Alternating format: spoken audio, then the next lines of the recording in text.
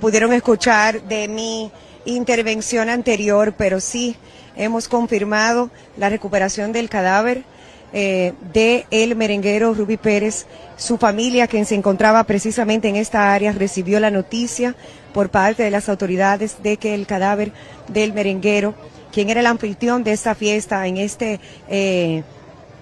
esta discoteca del Jet Set.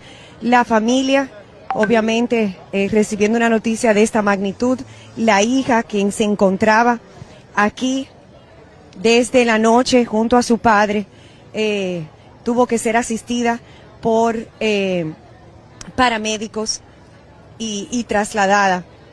Aún quedan algunos familiares del merenguero aquí, y la verdad que es una situación sumamente trágica, ¿verdad? Escuchar esos gritos de angustia, ¿verdad?